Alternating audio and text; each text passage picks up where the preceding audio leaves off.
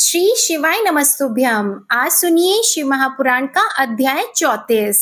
आज के अध्याय में आप सुनेंगे गौरी देवी का व्याघ्र को अपने साथ ले जाने के लिए ब्रह्मा जी से आज्ञा मांगना, ब्रह्मा जी का उसे दुष्कर्मी बताकर रोकना, देवी का शरणागत को त्यागने से इनकार करना, ब्रह्मा जी का देवी की महत्ता बताकर अनुमति देना और देवी का माता पिता से मिलकर मंदराचल को जाना। मंदराचल पर गौरी देवी का स्वागत महादेव जी के द्वारा उनके और अपने उत्कृष्ट स्वरूप एवं अविच्छेद्य संबंध पर प्रकाश तथा देवी के साथ आए हुए व्याघ्र को उनका गणाध्यक्ष बनाकर अंतःपुर के द्वार पर सोमनंदी नाम से प्रतिष्ठित करना, पाशुपत व्रत की विधि, महिमा तथा भस्म धारण की महत्ता का वर्णन है। वायु देवता कहते हैं, कौशिकी को उत्पन्न करके उसे ब्रह्मा जी के हाथ में देने के पश्चात गौरी देवी ने प्रत्युपकार के लिए पितामह से कहा। देवी बोली, क्या आपने मेरे आश्रम में रहने वाले इस व्याघ्र को देखा है? इसने दुष्ट जंतुओं से मेरे तपोवन की रक्षा की है। यह मुझ में अपना मन लगाकर अनन्य भाव से मेरा भजन करता रहा है, अतः इसकी रक्षा के सिवा दूसरा कोई मेरा प्रिय कार्य नहीं है। यह मेरे अंतःपुर में विचरने वाला होगा। भगवान शंकर इसे प्रसन्नता पूर्वक गणेश्वर का पद प्रदान करेंगे। मैं इसे आगे करके सखियों के साथ यहाँ से जाना चाहती हूँ। इसके लिए आप मुझे आज्ञा दें, क्योंकि आप प्रजापति हैं। देवी के ऐसा कहने पर उन्हें भोली भाली जान हंसते और मुस्कुराते हुए ब्रह्मा जी उस व्याघ्र की पुरानी क्रूरतापूर्ण करतूतें बताते हुए उसकी दुष्टता का वर्णन करने लगे। ब्रह्मा जी ने कहा, देवी, कहाँ तो पशुओं में क्रूर व्याघ्र और कहाँ यह आपकी मंगलमयी कृपा। आप विषधर सर्प के मुख में साक्षात अमृत क्यों सींच रही हैं? यह केवल व्याघ्र के रूप में रहने वाला कोई दुष्ट निशाचर है। इसने बहुत सी गौ और तपस्वी ब्राह्मणों को खा डाला है। यह उन सबको इच्छानुसार ताप देता हुआ मनमाना रूप धारण करके विचरता है। इसलिए इसे अपने पाप कर्म का फल अवश्य भोगना चाहिए। ऐसे दुष्टों पर आपको कृपा करने की क्या आवश्यकता है? इस स्वभाव से ही कलुषित चित्त वाले दुष्ट जीव से देवी को क्या काम है?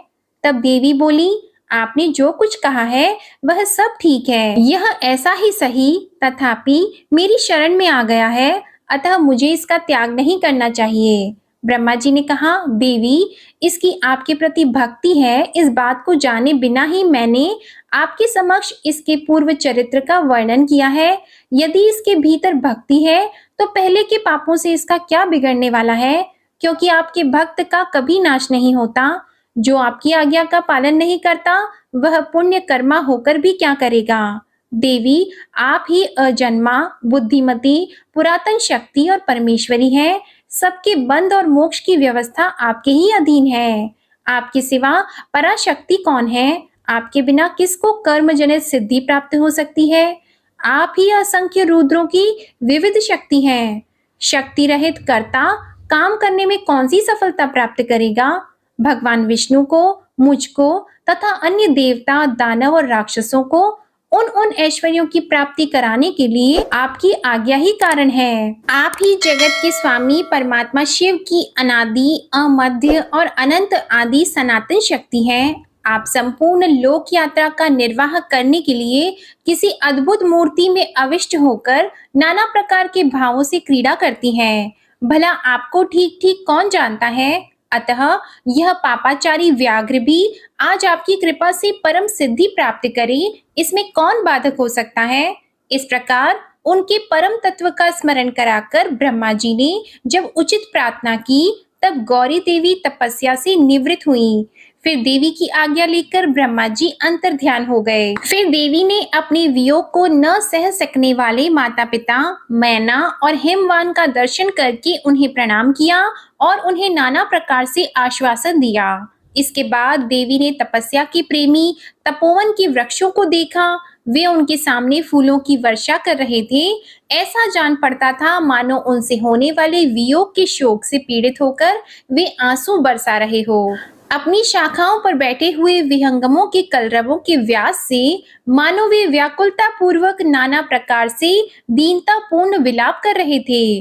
फिर पति के दर्शन के लिए उतावली होकर उस व्याघ्र को औरस पुत्र की भांति स्नेह से आगे करके सखियों से बातचीत करती और देह की दिव्य प्रभा से दसों दिशाओं को उद्दीपित करती हुई गौरी देवी मंदराचल को चली गईं, जहां संपूर्ण जगत के आधार, सृष्टा, पालक और संहारक पतिदेव महेश्वर विराजमान थे। ऋषियों ने पूछा, अपने शरीर को दिव्य गौरव वर्ण से युक्त बनाकर गिरिराज कुमारी देवी पार्वती ने जब मंदराचल प्रदेश में प्रवेश किया, तब वे अपने पति से किस प्रकार मिली? प्रवेश काल में उनके भवन द्वार पर रहने वाले गणेश्वरों ने क्या किया तथा महादेव जी ने भी उन्हें देखकर उस समय उनके साथ कैसा बर्ताव किया? तब वायु देवता ने कहा, जिस प्रेम गर्भित रस के द्वारा अनुरागी पुरुषों के मन का हरण हो जाता है, उस परम रस का ठीक ठीक वर्णन करना असंभव है। द्वारपाल बड़ी उतावली से राह देखते थे। उनके साथ ही महादेव जी भी देवी के आगमन के लिए उत्सुक थे। जब वे भवन में प्रवेश करने लगी, तब शंकित होकर उन प्रेम जनित भावों से वे उनकी ओर देखने लगे। देवी भी उनकी ओर उन्हीं भावों से देख रही थी। उस समय उस भवन में रहने वाले श्रेष्ठ पार्षदों ने देवी की वंदना की। फिर देवी ने विनय युक्त वाणी के द्वारा भगवान त्रिलोचन को प्रणाम किया। वे प्रणाम करके अभी उठने भी नहीं पाई थी कि परमेश्वर ने उन्हें दोनों हाथों से पकड़कर बड़े आनंद के साथ हृदय से लगा लिया। फिर मुस्कुराते हुए वे एक टक नेत्रों से उनके मुख चंद्र की सुधा का पान सा करने लगे। फिर उनसे बातचीत करने के लिए उन्होंने पहले अपनी ओर से वार्ता आरंभ की। देवाधिदेव महादेव बोले, सर्वांग सुंदरी प्रिये, क्या तुम्हारी वह मनोदशा दूर हो गई जिसके रहते तुम्हारे क्रोध के कारण मुझे अनुनय विनय का कोई भी उपाय नहीं सूझता था? यदि साधारण लोगों की भांति हम लोगों में भी एक दूसरे के अप्रिय का कारण विद्यमान है, तब तो इस चराचर जगत का नाश हुआ ही समझना चाहिए। मैं अग्नि के मस्तक पर स्थित हूँ और तुम सोम के। हम दोनों से ही यह अग्नि सोमात्मक जगत प्रतिष्ठित है। जगत के हित के लिए स्वेच्छा से शरीर धारण करके विचरने वाले हम दोनों के वियोग में यह जगत निराधार हो जाएगा। इसमें शास्त्र और युक्ति से निश्चित किया हुआ दूसरा हेतु भी है। यह स्थावर जंगम रूप जगत वाणी और अर्थमय ही है। तुम साक्षात वाणीमय अमृत हो और मैं अर्थमय परम उत्तम अमृत हूँ। ये दोनों अमृत एक दूसरे से विलग कैसे हो सकते हैं? तुम मेरे स्वरूप का बोध कराने वाली विद्या हो और मैं तुम्हारे दिए हुए विश्वास पूर्ण बोध से जानने योग्य परमात्मा हूँ। हम दोनों क्रमशः विद्यात्मा और वेद्यात्मा हैं। फिर हम में वियोग होना कैसे संभव है? मैं अपने प्रयत्न से जगत की सृष्टि और संहार नहीं करता। एकमात्र आज्ञा से ही सबकी सृष्टि और संहार उपलब्ध होते हैं।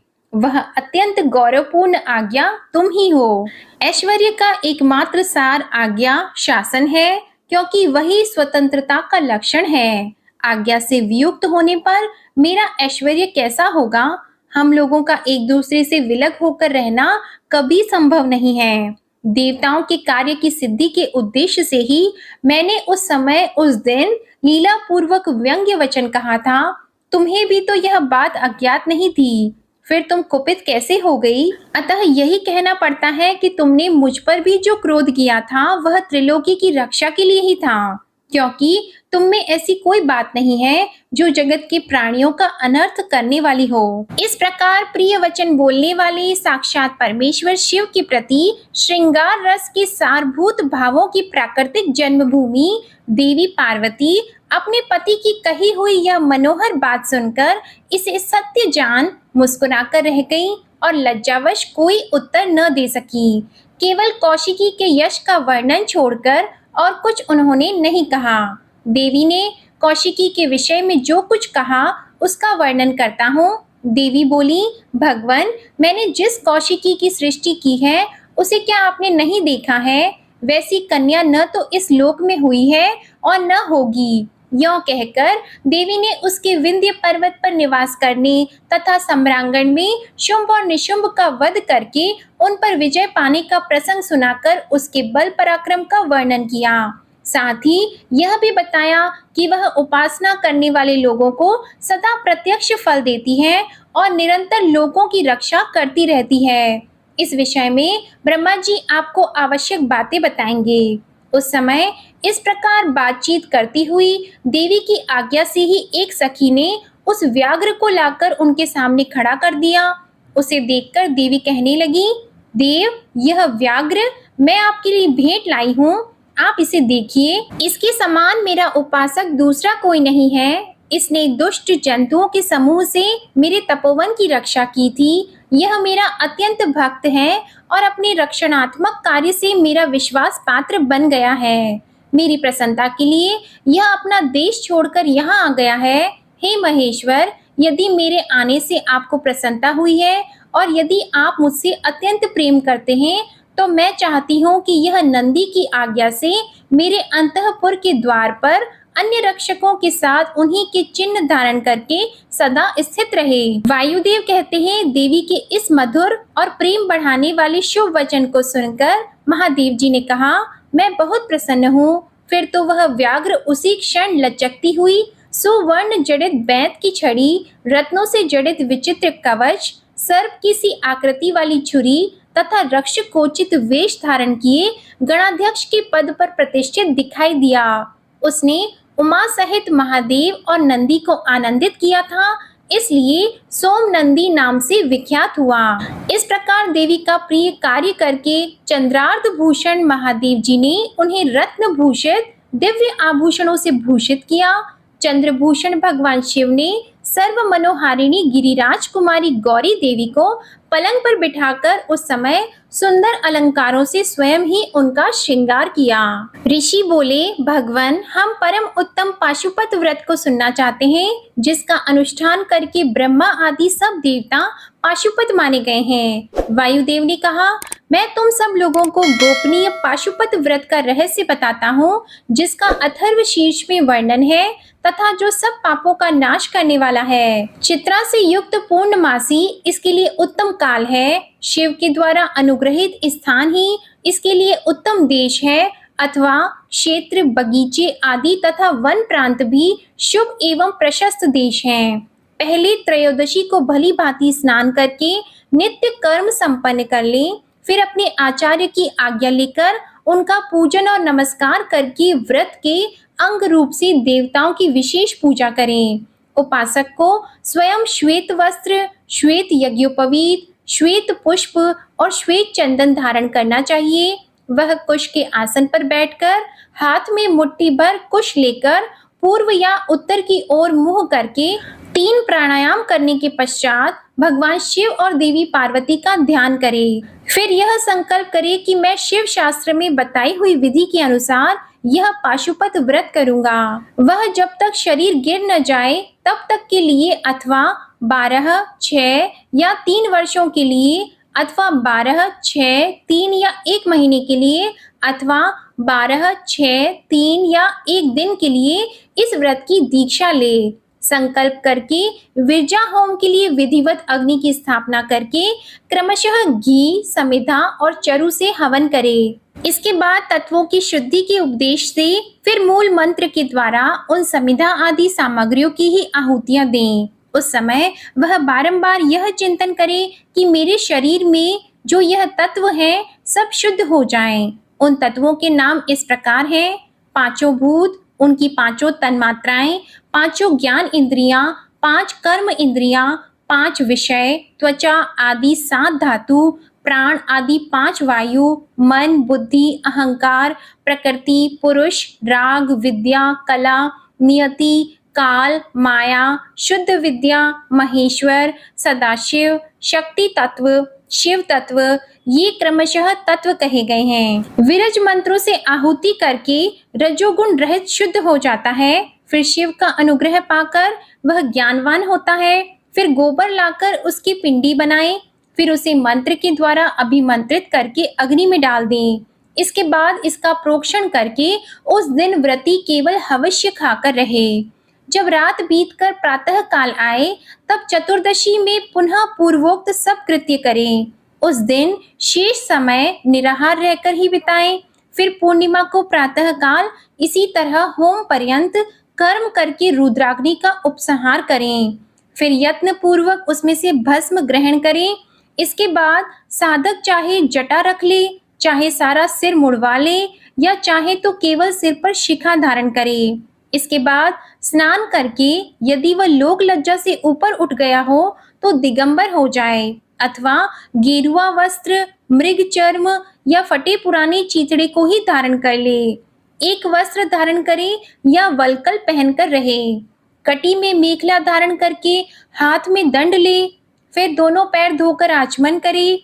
विरजाग्नि से प्रकट हुए भस्म को एकत्रित करके अग्नि रीति भस्म इत्यादि 6 अथर्ववेदीय मंत्रों के द्वारा उसे अपने शरीर में लगाए। मस्तक से लेकर पैर तक सभी अंगों में उसे अच्छी तरह मल दे। इसी क्रम से प्रणव या शिव मंत्र के द्वारा सर्वांग में भस्म रमाकर त्रायुष्म इत्यादि मंत्रों से ललाट आदि अंगों में त्रिपुंड्र की रचना करे। इस प्रकार शिव भाव को प्राप्त होकर शिव योग का आचरण करे। तीनों संध्याओं के समय ऐसा ही करना चाहिए। यही पाशुपत व्रत है जो भोग और मोक्ष देने वाला है। यह जीवों के पशु भाव को निवृत्त कर देता है। इस प्रकार पाशुपत व्रत के अनुष्ठान के द्वारा पशुत्व का परित्याग करके लिंग मूर्ति सनातन महादेव जी का पूजन करना चाहिए। यदि वैभव हो तो सोने का अष्टदल कमल बनवाएं जिसमें 9 प्रकार के रत्न जड़े गए हों, उसमें कर्णिका और केसर भी हो। ऐसे कमल को भगवान का आसन बनाएं। धनाभाव होने पर लाल या सफेद कमल के फूल का आसन अर्पित करें। वह भी न मिले तो केवल भावनामय कमल समर्पित करें। उस कमल की कर्णिका में पीठिका सहित छोटे से स्फटिक मणिमय लिंग की स्थापना करके क्रमशः विधि पूर्वक उसका पूजन करें।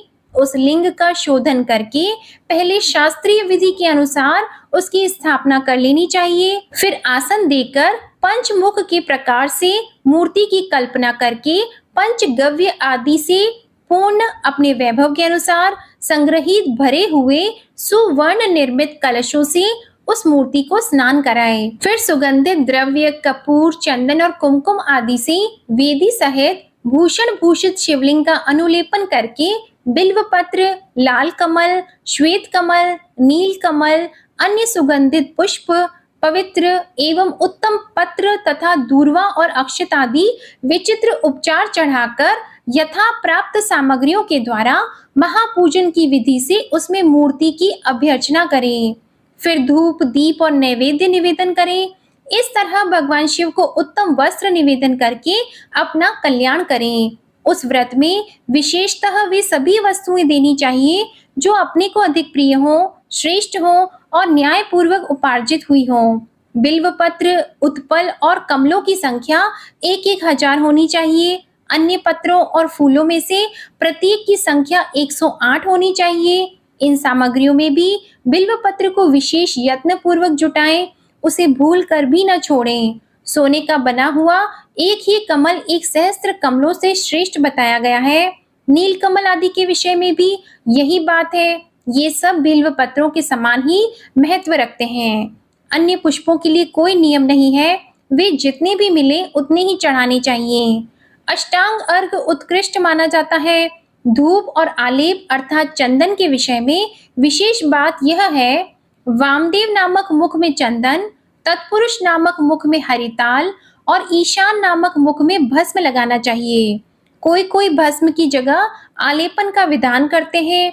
दूसरे प्रकार के धूप का विधान होने से कुछ लोग प्रसिद्ध धूप का निषेध करते हैं। अघोर नामक मुख के लिए श्वेत अगुरु का धूप देना चाहिए। तत्पुरुष नामक मुख के लिए कृष्ण अगुरु के धूप का विधान है।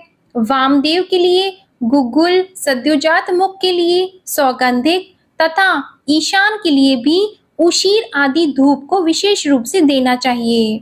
शर्करा, मधु, कपूर, कपिला गाय का घी, चंदन का चूरा तथा अगुरु नामक काष्ठ आदि का चूर्ण, इन सबको मिलाकर जो धूप तैयार किया जाता है उसे सबके लिए सामान्य रूप से उपयोग के योग्य बताया गया है। कपूर की बत्ती और घी के दीपक जलाकर दीपमाला देनी चाहिए। फिर प्रत्येक मुख के लिए अलग अलग अर्घ और आचमन देने का विधान है। प्रथम आवरण में गणेश और कार्तिकेय की पूजा करनी चाहिए। उनके साथ ही बाह्य अंगों की भी पूजा आवश्यक है। प्रथम आवरण की पूजा हो जाने पर द्वितीय आवरण में चक्रवर्ती विघ्नेश्वरों का पूजन करना चाहिए। तृतीय आवरण में भव आदि अष्टमूर्तियों की पूजा का विधान है। वहीं महादेव आदि एकादश मूर्तियों का भी पूजन आवश्यक है। चौथे आवरण में सभी गणेश्वर पूजनीय है। पंचम आवरण में कमल के बाह्य भाग में क्रमशः 10 दिक्पालों, उनके अस्त्रों और अनुचरों की क्रमशः पूजा करनी चाहिए। वहीं ब्रह्मा के मानस पुत्रों की, समस्त ज्योतिर्गणों की, सब देवी देवताओं की, सभी आकाशचारियों की, पातालवासियों की, अखिल मुनीश्वरों की, योगियों की, सब यज्ञों की, 12 सूर्यों की, मातृकाओं की, गणों सहित क्षेत्रपालों की और इस समस्त चराचर जगत की पूजा करनी चाहिए। इन सबको शंकर जी की विभूति मानकर शिव की प्रसन्नता के लिए ही इनका पूजन करना उचित है। इस प्रकार आवरण पूजा के पश्चात परमेश्वर शिव का पूजन करके उन्हें भक्ति पूर्वक घृत और व्यंजन सहित मनोहर हविष्य निवेदन करना चाहिए। मुख शुद्धि के लिए आवश्यक उपकरणों सहित तांबूल देकर नाना प्रकार के फूलों से पुनः इष्ट देव का श्रृंगार करें, आरती उतारें, फिर पूजन का शेष कृत्य पूर्ण करें। यह संक्षेप से इस व्रत की सामान्य विधि कही गई है। अब शास्त्र के अनुसार प्रत्येक मास में जो विशेष कृत्य है उसे बताता हूँ। वैशाख मास में हीरे के बने हुए शिवलिंग का पूजन करना चाहिए। ज्येष्ठ मास में मरकत मणिमय शिवलिंग की पूजा उचित है। आषाढ़ मास में मोती के बने हुए शिवलिंग को पूजनीय समझे। श्रावण मास में नीलम का बना हुआ शिवलिंग पूजने योग्य है। भाद्रपद मास में पूजन के लिए पद्मराग मणिमय शिवलिंग को उत्तम माना गया है। आश्विन मास में गोमेद मणि के बने हुए लिंग को उत्तम समझे। कार्तिक मास में मूंगे के और मार्गशीर्ष मास में वैदूर्य मणि के बने हुए लिंग की पूजा का विधान है। पौष मास में पुष्पराग अर्थात पुखराज मणि के तथा माघ मास में सूर्यकांत मणि के लिंग का पूजन करना चाहिए। फाल्गुन मास में चंद्रकांत मणि के और चैत्र में सूर्यकांत मणि के बने हुए लिंग के पूजन का विधान है। अथवा रत्नों के न मिलने पर सभी मासों में सुवर्णमय लिंग का ही पूजन करना चाहिए। सुवर्ण के अभाव में चांदी, तांबे, पत्थर, मिट्टी, लोहे या और किसी वस्तु का जो सुलभ हो लिंग बना लेना चाहिए अथवा अपनी रुचि के अनुसार सर्वगंधमय लिंग का निर्माण करें। व्रत की समाप्ति के समय नित्य कर्म पूर्ण करके पूर्ववत विशेष पूजा और हवन करने के बाद आचार्य अथवा विशेषतः व्रती ब्राह्मण का पूजन करें। फिर आचार्य की आज्ञा लेकर पूर्व या उत्तर की ओर मुख करके कुशासन पर बैठे, हाथ में कुश ले, प्राणायाम करके साम सदाशिव का ध्यान करते हुए यथाशक्ति मूल मंत्र का जप करें। फिर पूर्ववत आज्ञा लेकर हाथ जोड़कर नमस्कार करके कहें, भगवान अब मैं आपकी आज्ञा से इस व्रत का उत्सर्ग करता हूँ। ऐसा कहकर शिवलिंग के मूल भाग में उत्तर दिशा की ओर कुशों का त्याग करें। फिर दंड, चीर, जटा और मेखला को भी त्याग दें। इसके बाद फिर विधि पूर्वक आचमन करके पंचाक्षर मंत्र का जप करें। जो आत्यंतिक दीक्षा ग्रहण करके अपने शरीर का अंत होने तक शांत भाव से इस व्रत का अनुष्ठान करता है वह नैष्ठिक व्रती कहा गया है। उसे सब आश्रमों से ऊपर उठा हुआ महापाशुपत जानना चाहिए। जो निष्काम होकर अपना परम कर्तव्य मानकर अपने आप को शिव के चरणों में समर्पित करके इस उत्तम व्रत का सदा अनुष्ठान करता है उसके समान कहीं कोई नहीं है। विद्वान ब्राह्मण भस्म लगाकर महापातक जनित अत्यंत दारुण पापों से भी तत्काल छूट जाता है, इसमें संशय नहीं है। रुद्र अग्नि का जो सबसे उत्तम वीर्य बल है वही भस्म कहा गया है। अतः जो सभी समय में भस्म लगाए रहता है वह वीर्यवान माना गया है। भस्म में निष्ठा रखने वाले पुरुष के सारे दोष उस भस्म अग्नि के संयोग से दग्ध होकर नष्ट हो जाते हैं। जिसका शरीर भस्म स्नान से विशुद्ध है वह भस्म निष्ठ कहा गया है। जिसके सारे अंगों में भस्म लगा हुआ है, जो भस्म से प्रकाशमान है, जिसने भस्ममय त्रिपुंड लगा रखा है और जो भस्म से स्नान करता है वह भस्म निष्ठ माना गया है। भूत प्रेत पिशाच तथा अत्यंत दुस्सह रोग भी भस्मनिष्ठ के निकट से दूर भागते हैं, इसमें संशय नहीं है। वह शरीर को भासित करता है, इसलिए भसित कहा गया है तथा पापों का भक्षण करने के कारण उसका नाम भस्म है। भूति अर्थात ऐश्वर्य कारक होने से उसे भूति या विभूति भी कहते हैं। विभूति रक्षा करने वाली है, अतः उसका एक नाम रक्षा भी है। भस्म के महात्म्य को लेकर यहाँ और क्या कहा जाए। भस्म से स्नान करने वाला व्रती पुरुष साक्षात महेश्वर देव कहा गया है। यह परमेश्वर रुद्र अग्नि संबंधी भस्म शिव भक्तों के लिए बड़ा भारी अस्त्र है, क्योंकि उसने धौम्य मुनि के बड़े भाई उपमन्यु के तप में आई हुई आपत्तियों का निवारण किया था।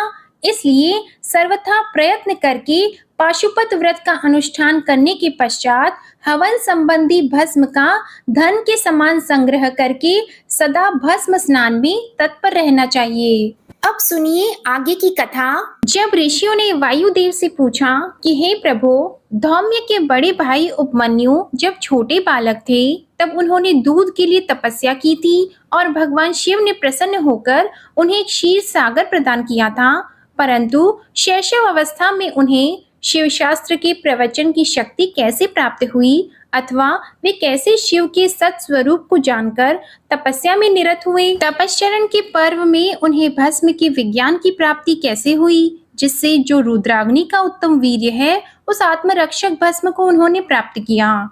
वायुदेव ने कहा, महर्षियों, जिन्होंने वह तप किया था वे उपमन्यु कोई साधारण बालक नहीं थे, परम बुद्धिमान मुनिवर व्याघ्रपाद के पुत्र थे। उन्हें जन्मांतर में ही सिद्धि प्राप्त हो चुकी थी, परंतु किसी कारणवश वे अपने पद से च्युत हो गए, योग भ्रष्ट हो गए। इसलिए भाग्यवश जन्म लेकर वे मुनि कुमार हुए।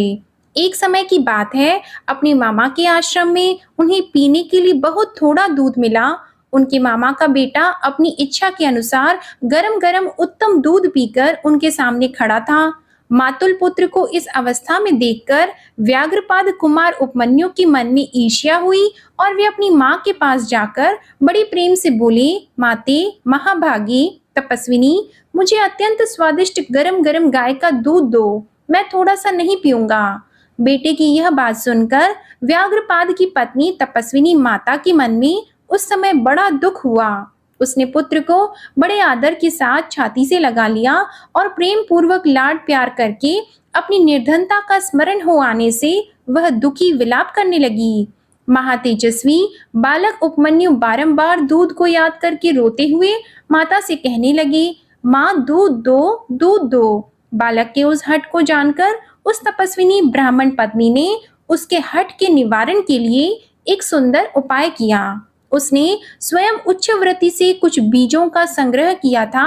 उन बीजों को देखकर उसने तत्काल उठा लिया और पीस कर पानी में घोल दिया। फिर मीठी वाणी में बोली, आओ आओ मेरे लाल। यों कहकर बालक को शांत करके हृदय से लगा लिया और दुख से पीड़ित होकर उसने कृत्रिम दूध उसके हाथ में दे दिया। माता के दिए हुए उस बनावटी दूध को पीकर बालक अत्यंत व्याकुल हो उठा और बोला, माँ, यह दूध नहीं है। तब वह बहुत दुखी हो गई और बेटे का मस्तक सूंघकर अपने दोनों हाथों से उसके कमल सदृश नेत्रों को पोंछती हुई बोली, बेटा, अपने पास सभी वस्तुओं का अभाव होने के कारण दरिद्रतावश मुझ अभागिनी ने पीसे हुए बीज को पानी में घोलकर यह तुम्हें मिथ्या दूध दिया था। तुम दूध नहीं दिया ऐसा कहकर रोते हुए मुझे बारंबार दुखी करते हो, किंतु भगवान शिव की कृपा के बिना तुम्हारे लिए कहीं दूध नहीं है। भक्ति पूर्वक माता पार्वती और अनुचरों सहित भगवान शिव के चरणाविंदों में जो कुछ समर्पित किया गया हो वही संपूर्ण संपत्तियों का कारण होता है। महादेव जी ही धन देने वाले हैं।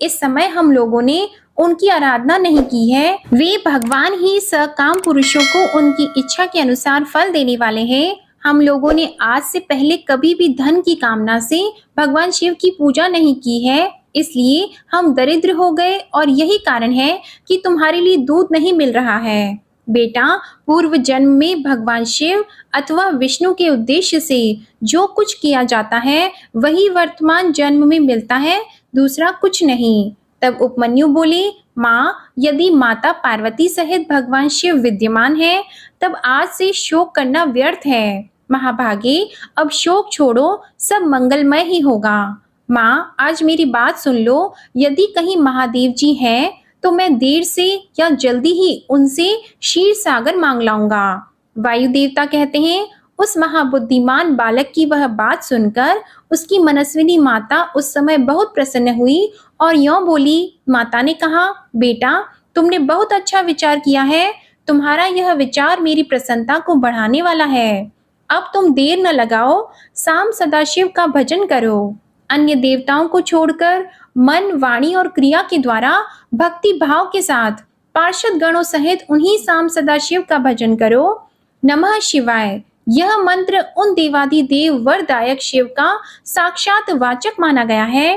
प्रणव सहित जो दूसरे 7 करोड़ महामंत्र हैं, वे सब इसी में लीन होते हैं और फिर इसी से प्रकट होते हैं। यह मंत्र दूसरे सभी मंत्रों से प्रबल है। यही सबकी रक्षा करने में समर्थ है। अतः दूसरे की इच्छा नहीं करनी चाहिए। इसलिए तुम दूसरे मंत्रों को त्याग कर केवल पंचाक्षर के जप में लग जाओ। इस मंत्र की जिह्वा पर आते ही यहाँ कुछ भी दुर्लभ नहीं रह जाता। यह उत्तम भस्म जिसे मैंने तुम्हारे पिताजी से ही प्राप्त किया है, यह विरजा होम की अग्नि से सिद्ध हुआ है। अतः बड़ी से बड़ी आपत्तियों का निवारण करने वाला है। मैंने तुम्हें जो पंचाक्षर मंत्र बताया है, उसको मेरी आज्ञा से ग्रहण करो। इसके जप से ही शीघ्र तुम्हारी रक्षा होगी। वायु देवता कहते हैं, इस प्रकार आज्ञा देकर और तुम्हारा कल्याण हो, ऐसा कहकर माता ने पुत्र को विदा किया। मुनि उपमन्यु ने उस आज्ञा को शिरोधार्य करके ही उसके चरणों में प्रणाम किया और तपस्या के लिए जाने की तैयारी की। उस समय माता ने आशीर्वाद देते हुए कहा, सब देवता तुम्हारा मंगल करें। माता की आज्ञा पाकर उस बालक ने दुष्कर तपस्या आरंभ की। हिमालय पर्वत के एक शिखर पर जाकर उपमन्यु एकाग्रचित्त होकर केवल वायु पीकर रहने लगे। उन्होंने 8 ईंटों का एक मंदिर बनाकर उसमें मिट्टी के शिवलिंग की स्थापना की। उसमें माता पार्वती और गणों सहित अविनाशी महादेव जी का आह्वान करके भक्ति भाव से पंचाक्षर मंत्र द्वारा ही वन के पत्र पुष्प आदि उपचारों से उनकी पूजा करते हुए वे चिरकाल तक उत्तम तपस्या में लगे रहे। उस एकाकी कृशकाय बालक द्विजवर उपमन्यु को शिव में मन लगाकर तपस्या करते देखकर मरीचि के शाप से पिशाच भाव को प्राप्त हुए। कुछ मुनियों ने अपने राक्षस स्वभाव से सताना और उनके तप में विघ्न डालना आरंभ किया। उनके द्वारा सताए जाने पर भी उपमन्यु किसी प्रकार तप में लगे रहे और सदा नमः शिवाय का आर्तनाद की भांति जोर जोर से उच्चारण करते रहे। उस शब्द को सुनते ही उनकी तपस्या में विघ्न डालने वाले वे मुनि उस बालक को सताना छोड़कर उसकी सेवा करने लगे।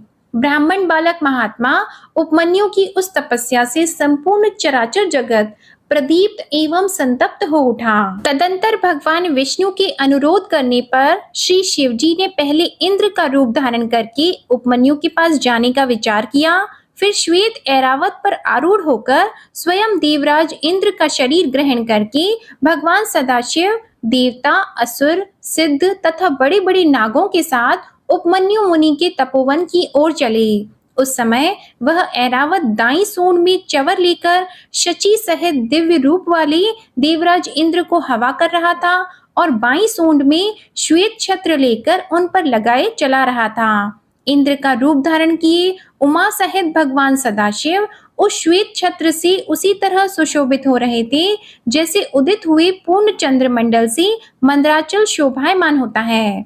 इस तरह इंद्र के स्वरूप का आश्रय लेकर परमेश्वर शिव उपमन्यु के उस आश्रम पर अपने उस भक्त पर अनुग्रह करने के लिए जा पहुँचे। इंद्र रूपधारी परमेश्वर शिव को आया देखकर मुनियों में श्रेष्ठ उपमन्यु मुनि ने मस्तक झुकाकर प्रणाम किया और इस प्रकार कहा, देवेश्वर, जगन्नाथ, भगवान, देव शिरोमणि, आप स्वयं यहाँ पधारे, इससे मेरा यह आश्रम पवित्र हो गया। इंद्र रूपधारी शिव बोले, उत्तम व्रत का पालन करने वाले धौम्य के बड़े भैया महामुनि उपमन्यु, मैं तुम्हारी इस तपस्या से बहुत संतुष्ट हूँ। तुम वर मांगो, मैं तुम्हें संपूर्ण अभीष्ट वस्तुएं प्रदान करूंगा। वायु देवता कहते हैं, उन इंद्रदेव के ऐसा कहने पर उस समय मुनि प्रवर उपमन्यु ने हाथ जोड़कर कहा, भगवान, मैं भगवान शिव की भक्ति मांगता हूँ। यह सुनकर इंद्र ने कहा, क्या तुम मुझे नहीं जानते? मैं समस्त देवताओं का पालक और तीनों लोकों का अधिपति इंद्र हूँ। सब देवता मुझे नमस्कार करते हैं। ब्रह्मर्षि, मेरे भक्त हो जाओ, सदा मेरी ही पूजा करो, तुम्हारा कल्याण हो। मैं तुम्हें सब कुछ दूंगा। निर्गुण रुद्र को त्याग दो। उस निर्गुण रुद्र से तुम्हारा कौन सा कार्य सिद्ध होगा, जो देवताओं की पंक्ति से बाहर होकर पिशाच भाव को प्राप्त हो गया है? वायु देवता कहते हैं, यह सुनकर पंचाक्षर मंत्र का जप करते हुए वे मुनि उपमन्यु इंद्र को अपने धर्म में विघ्न डालने के लिए आया हुआ जानकर बोले। उपमन्यु ने कहा, यद्यपि तुम भगवान शिव की निंदा में तत्पर हो, तथापि इसी प्रसंग में परमात्मा महादेव जी की निर्गुणता बताकर तुमने स्वयं ही उनका संपूर्ण महत्व स्पष्ट रूप से कह दिया। तुम नहीं जानते कि भगवान रुद्र संपूर्ण देवेश्वरों के भी ईश्वर हैं, ब्रह्मा, विष्णु और महेश के भी जनक हैं तथा प्रकृति से परे हैं। ब्रह्मवादी लोग उन्हीं को सत असत, व्यक्त अव्यक्त तथा नित्य, एक और अनेक कहते हैं। अतः मैं उन्हीं से वर मांगूंगा जो युक्तिवाद से परे तथा सांख्य और योग के सारभूत अर्थ का ज्ञान प्रदान करने वाले हैं। तत्वज्ञानी पुरुष उत्कृष्ट जानकर जिनकी उपासना करते हैं, उन भगवान शिव से ही मैं वर मांगूंगा। देवाधम, दूध के लिए जो मेरी इच्छा है वह यों ही रह जाए, परंतु शिवास्त्र के द्वारा तुम्हारा वध करके मैं अपने शरीर को त्याग दूंगा। वायु देवता कहते हैं, ऐसा कहकर स्वयं मर जाने का निश्चय करके उपमन्यु दूध की भी इच्छा छोड़कर इंद्र का वध करने के लिए उद्यत हो गए। उस समय अघोर अस्त्र से अभिमंत्रित घोर भस्म को लेकर मुनि ने इंद्र के उद्देश्य से छोड़ दिया और बड़े जोर से सिंह नाद किया। फिर शंभु के युगल चरणाविंदों का चिंतन करते हुए वे अपनी देह को दग्ध करने के लिए उद्यत हो गए और आग्नेय धारणा धारण करके स्थित हुए। ब्राह्मण उपमन्यु जब इस प्रकार स्थित हुए, तब भग देवता के नेत्र का नाश करने वाले भगवान शिव ने योगी उपमन्यु की उस धारणा को अपनी सौम्य दृष्टि से रोक दिया। उनके छोड़े हुए उस अघोर अस्त्र को नंदीश्वर की आज्ञा से शिव वल्लभ नंदी ने बीच में ही पकड़ लिया। फिर परमेश्वर भगवान शिव ने अपने बालेंदु शेखर रूप को धारण कर लिया और ब्राह्मण उपमन्यु को उसे दिखाया। इतना ही नहीं, उन प्रभु ने उस मुनि को सहस्त्रों क्षीर सागर, सुधा सागर, दधि आदि का सागर, घी के समुद्र, फल संबंधी रस के समुद्र और भक्ष्य भोज पदार्थों के समुद्र का दर्शन कराया और पुओं का पहाड़ खड़ा करके दिखा दिया। इसी तरह देवी पार्वती के साथ महादेव जी वहां वृषभ पर आरूढ़ दिखाई दिए। वे अपने गणाध्यक्षों तथा त्रिशूल आदि दिव्य अस्त्रों से घिरे हुए थे। देवलोक में दुंदुबियां बजने लगी, आकाश से फूलों की वर्षा होने लगी तथा विष्णु, ब्रह्मा और इंद्र आदि देवताओं से दसों दिशाएं आच्छादित हो गईं। उस समय उपमन्यु आनंद सागर की लहरों से घिरे हुए थे। वे भक्ति विनम्र चित्त से पृथ्वी पर दंड की भांति पड़ गए। इसी समय वहां मुस्कुराते हुए भगवान शिव ने यहाँ आओ कहकर उन्हें बुलाया और उनका मस्तक सूंघकर अनेक वर दिए। भगवान शिव बोले, वत्स, तुम अपने भाई बंधुओं के साथ सदा इच्छा अनुसार भक्ष्य भोज्य पदार्थों का उपभोग करो, दुख से छूटकर सर्वदा सुखी रहो। तुम्हारे हृदय में मेरे प्रति भक्ति सदा बनी रहे। महाभाग उपमन्यु, ये पार्वती देवी तुम्हारी माता हैं। आज मैंने तुम्हें अपना पुत्र बना लिया और तुम्हारे लिए क्षीर सागर प्रदान किया। केवल दूध का ही नहीं, मधु, दही, अन्न, घी, भात तथा फल आदि के रस का भी समुद्र तुम्हें दे दिया। ये पुओं के पहाड़ तथा भक्ष्य भोज्य पदार्थों के सागर मैंने तुम्हें समर्पित किए। महामुने, ये सब ग्रहण करो। आज से मैं महादेव तुम्हारा पिता हूँ और जगदम्बा उमा तुम्हारी माता है। मैंने तुम्हें अमरत्व तथा गणपति का सनातन पद प्रदान किया। अब तुम्हारे मन में जो दूसरी अभिलाषाएं हो, उन सबको तुम बड़ी प्रसन्नता के साथ वर के रूप में मांगो। मैं संतुष्ट हूँ, इसलिए वह सब तुम्हें दूंगा। इस विषय में कोई अन्यथा विचार नहीं करना चाहिए। तब वायु देवता कहते हैं, ऐसा कहकर महादेव जी ने उन्हें दोनों हाथों से पकड़कर हृदय से लगा लिया और मस्तक सूंघकर यह कहते हुए देवी की गोद में दे दिया कि यह तुम्हारा पुत्र है। देवी ने कार्तिकेय की भांति प्रेम पूर्वक उनके मस्तक पर अपना कर कमल रखा और उन्हें अविनाशी कुमार पद प्रदान किया। क्षीर सागर ने भी साकार रूप धारण करके उनके हाथ में अनश्वर पिंडीभूत स्वादिष्ट दूध समर्पित किया। फिर पार्वती देवी ने संतुष्ट चित्त होकर उन्हें योग जनित ऐश्वर्य, सदा संतोष, अविनाशिनी ब्रह्मा विद्या और उत्तम समृद्धि प्रदान की। फिर उनके तपोमय तेज को देखकर प्रसन्न चित्त हुए शंभु ने उपमन्यु मुनि को पुनः दिव्य वरदान दिया। पाशुपत व्रत, पाशुपत ज्ञान, तात्विक व्रत योग तथा चिरकाल तक उसके प्रवचन की परम पटुता उन्हें प्रदान की। भगवान शिव और शिवा से दिव्य वर तथा नित्य कुमारत्व पाकर भी प्रमुदित हो उठे। इसके बाद प्रसन्न चित्त होकर प्रणाम करके हाथ जोड़कर ब्राह्मण उपमन्यु ने देव देव महेश्वर से यह वर मांगा। उपमन्यु बोले, देव देवेश्वर प्रसन्न होइए, परमेश्वर आप प्रसन्न होइए और मुझे अपनी परम दिव्य एवं अव्यभिचारिणी भक्ति दीजिए। महादेव, मेरे जो अपने सगे संबंधी हैं उनमें मेरी सदा श्रद्धा बनी रहने का वर दीजिए।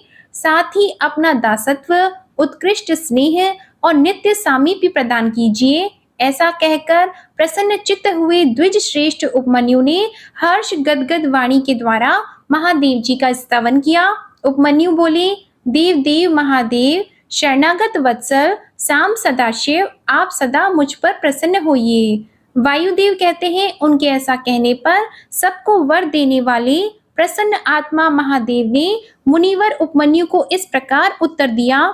शिव बोले, वत्स उपमन्यु, मैं तुम पर संतुष्ट हूँ, इसलिए मैंने तुम्हें सब कुछ दे दिया। ब्रह्मर्षि, तुम मेरे सुदृढ़ भक्त हो, क्योंकि इस विषय में मैंने तुम्हारी परीक्षा ले ली है।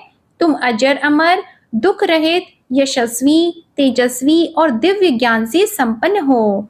द्विज श्रेष्ठ, तुम्हारे बंधु बांधव, कुल तथा गोत्र सदा अक्षय रहेंगे। मेरे प्रति तुम्हारी भक्ति सदा बनी रहेगी। विप्रवर, मैं तुम्हारे आश्रम में नित्य निवास करूंगा, तुम मेरे पास स आनंद विचरोगे। ऐसा कहकर उपमन्यु को अभीष्ट वर देकर करोड़ों सूर्यों के समान तेजस्वी भगवान महेश्वर वहीं अंतर ध्यान हो गए। उन श्रेष्ठ परमेश्वर से उत्तम वर पाकर उपमन्यु का हृदय प्रसन्नता से खिल उठा। उन्हें बहुत सुख मिला और वे अपनी जन्मदायिनी माता के स्थान पर चले गए। फिर ऋषियों ने वायु देवता से कहा, भगवान, आपने महात्मा उपमन्यु का चरित्र सुनाया, जिससे यह ज्ञात हुआ कि उन्होंने केवल दूध के लिए तपस्या करके भी परमेश्वर शिव से सब कुछ पा लिया। हमने पहले से ही सुन रखा है कि अनायास ही महान कर्म करने वाले वसुदेव नंदन भगवान श्री कृष्ण किसी समय धौम्य के बड़े भाई उपमन्यु से मिले थे और उनकी प्रेरणा से पाशुपत व्रत का अनुष्ठान करके उन्होंने परम ज्ञान प्राप्त कर लिया था। अतः आप ये बताएं कि भगवान श्री कृष्ण ने परम उत्तम पाशुपत ज्ञान किस प्रकार प्राप्त किया। तब वायुदेव बोले, अपनी इच्छा से अवतीर्ण होने पर भी सनातन वासुदेव ने मानव शरीर की निंदा सी करते हुए लोक संग्रह के लिए शरीर की शुद्धि की थी। वे पुत्र प्राप्ति के निमित्त तप करने के लिए उन महामुनि के आश्रम पर गए थे, जहां बहुत से मुनि उपमन्यु जी का दर्शन कर रहे थे। भगवान श्री कृष्ण ने भी वहां जाकर उनका दर्शन किया। उनके सारे अंग भस्म से उज्जवल दिखाई देते थे। मस्तक त्रिपुंड से अंकित था। रुद्राक्ष की माला ही उनका आभूषण थी। वे जटा मंडल से मंडित थे। शास्त्रों से वेद की भांति वे अपने शिष्यभूत महर्षियों से घिरे हुए थे और शिवजी के ध्यान में तत्पर होकर शांत भाव से बैठे थे। उन महातेजस्वी उपमन्यु का दर्शन करके श्री कृष्ण ने उन्हें नमस्कार किया। उस समय उनके संपूर्ण शरीर में रोमांच हो आया। श्री कृष्ण ने बड़े आदर के साथ मुनि की 3 बार परिक्रमा की। फिर अत्यंत प्रसन्नता के साथ मस्तक झुकाकर हाथ जोड़कर उनका स्तवन किया। फिर उपमन्यु ने विधि पूर्वक अग्नि रीति भस्म इत्यादि मंत्रों से श्री कृष्ण के शरीर में भस्म लगाकर उनसे 12 महीने का साक्षात पाशुपत व्रत करवाया। फिर मुनि ने उन्हें उत्तम ज्ञान प्रदान किया। उसी समय से उत्तम व्रत का पालन करने वाले संपूर्ण दिव्य पाशुपत मुनि उन श्री कृष्ण को चारों ओर घेर कर उनके पास बैठे रहने लगे। फिर गुरु की आज्ञा से परम शक्तिमान श्री कृष्ण ने पुत्र के लिए साम शिव की आराधना का उद्देश्य मन में लेकर तपस्या की। उस तपस्या से संतुष्ट होकर 1 वर्ष के पश्चात पार्षदों सहित परम ऐश्वर्यशाली परमेश्वर सांब शिव ने उन्हें दर्शन दिया। श्री कृष्ण ने वर देने के लिए प्रकट हुए सुंदर अंग वाले महादेव जी को हाथ जोड़कर प्रणाम किया और उनकी स्तुति भी की। गणों सहित साम सदाशिव का स्तवन करके श्री कृष्ण ने अपने लिए एक पुत्र प्राप्त किया। वह पुत्र तपस्या से संतुष्ट चित्त हुए साक्षात शिव ने श्री विष्णु को दिया था। चूंकि साम शिव ने उन्हें अपना पुत्र प्रदान किया, इसलिए श्री कृष्ण ने जाम्बवती कुमार का नाम साम ही रखा। इस प्रकार अमित पराक्रमी श्री कृष्ण को महर्षि उपमन्यु से ज्ञान लाभ और भगवान शंकर से पुत्र लाभ हुआ। इस प्रकार यह सब प्रसंग मैंने पूरा कह सुनाया। जो प्रतिदिन इसे कहता, सुनता या सुनाता है, वह भगवान विष्णु का ज्ञान प्राप्त कर उन्हीं के साथ आनंदित होता है। ओम नमः शिवाय। आपको ये कथा पसंद आई हो तो वीडियो को लाइक कीजिएगा, शेयर कीजिएगा, कमेंट में भोलेनाथ जी की जय लिखिएगा और चैनल को जरूर सब्सक्राइब कीजिएगा। जय भोलेनाथ।